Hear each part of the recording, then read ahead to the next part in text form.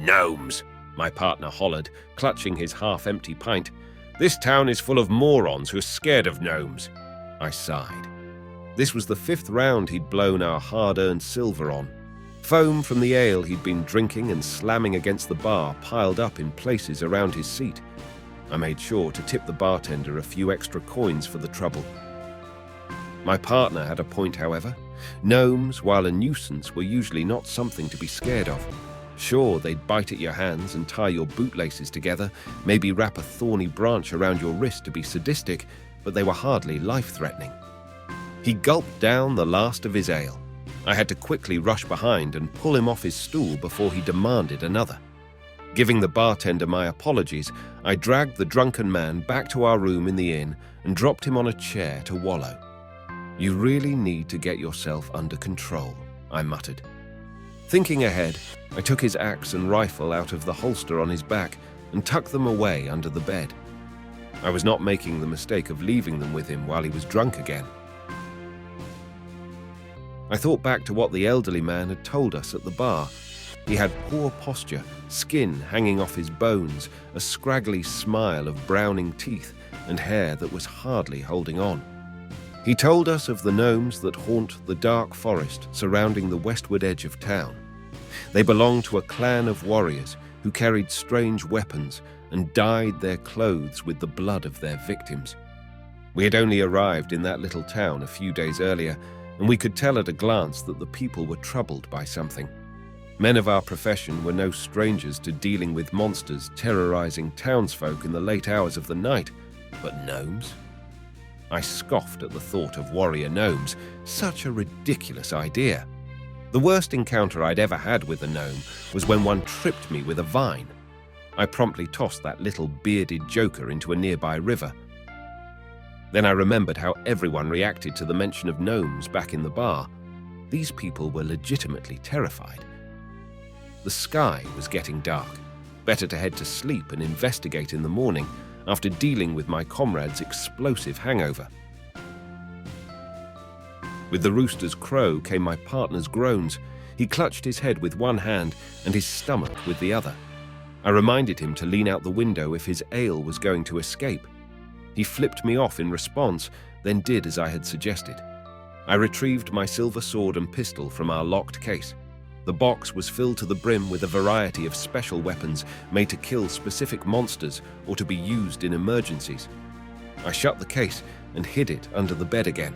I wasn't about to risk someone finding it and messing around with the contents. After an hour of almost vomiting, I returned my partner's weapons and led him to the dark forest where the gnome problem hid. He laughed again, hearing about the gnomes, then stopped when his stomach protested his sense of humor. The dark forest was true to its name. The treetops forbade sunlight from reaching the undergrowth, prompting an abundance of nocturnal plants under a sky of false stars. The air smelled of moss and moisture. I kicked something as I walked along the crude path. I assumed it was a branch until I glanced down and saw a bone. My eyes widened as I immediately identified it as a human femur, still wet with bits of flesh clinging to it. A recent kill from some animal, no doubt. Hey, maybe the gnomes ate this fellow? My partner laughed. I didn't find it funny. I was getting tired of ridiculing the village over tiny, bearded men. Whoever this bone belonged to was probably being missed by some family back home. I gently nudged the bone to the side of the root-encroached path and kept walking. I looked around for signs of anything threatening. We'd informed someone of the remains when we got back. We wandered almost aimlessly for half an hour before the first bit of compelling evidence. A bundle of human skulls hung from a low-hanging tree. Dangling below them was a length of twine that ended with a large claw. No animal did this. My partner raised his axe. Likely a territorial marker. I suggest you draw your sword. I already had my hand on the hilt. I drew my blade, the silver gleaming in the dotted sunlight. This was a true weapon of a monster hunter, not some big clumsy woodsman's tool like my partner preferred. Cautiously, I rested my other hand on my pistol's grip. We pressed onward, seeing little more than scratches and cleave marks on the sides of trees. I had to keep reminding myself that it couldn't be gnomes. Gnomes were not this dangerous. Something whistled as it flew inches in front of my face. I looked to my left to see a tiny axe stuck in a tree. Another whistle sounded and abruptly ceased when a second axe struck my leg from behind. I cried out and fired blindly in the direction it came from. The sounds of scurrying feet running through the brush took over when the gunshots stopped echoing. My partner removed the embedded axe and tossed it aside. To our shock, the axes were only about 8 inches long, but the keen edge of their blades gleamed in the low light. Small enough for a gnome's hands. A tiny arrow pinged off the back of my partner's armored hand. 2 more flew out of the shadows, barely missing us. We ran back the way we came. A tiny battle cry echoed above us, and 4 1-foot-tall armored men wearing red hoods landed on the path ahead, blocking our escape. Gnomes. They actually were gnomes. In all our years of monster hunting, we dealt with the undead, werewolves, swamp beasts, and even the occasional griffin, but we never expected to run into warrior gnomes. Bah! My partner shouted, pulling up his rifle and squeezing out a shot at our diminutive assailants. In the flash of the muzzle, they scattered to the surrounding underbrush. More emerged behind us, led by 2 that were twice their size. We ran as quickly as the forest's mangled roots allowed, trying not to trip with every step. More gnomes popped up around the path, brandishing axes, bows, and weapons we couldn't identify. Eyes like embers gleamed everywhere, almost seeming to emit enough light to illuminate our escape. I tripped and fell flat on my face. The memory of the gnome with the vine, the one I threw in the river, was prominent in my mind. I turned over to see that the vine these had stretched across the path and tripped me, wrapped my ankles together. My partner turned back and lifted me to my feet. Axes and arrows flew past us, some hitting their marks and cutting into our leather armor. The gnomes didn't let up. Their cries and shouts carried through the trees. Every second we didn't run, we risked being surrounded by them. My partner fell to the floor as something struck him.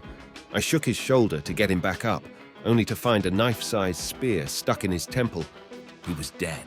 They killed him. They killed him! I cut the bindings on my feet with my sword. Once free, I took my partner's rifle and ran. There was nothing left to save other than my life. Scuttling feet and gibbering voices surrounded me. I quickly raised my pistol and fired into the brush, praying that the noise would scare the little devils off. Maybe I'd get lucky and hit one too. It seemed to work.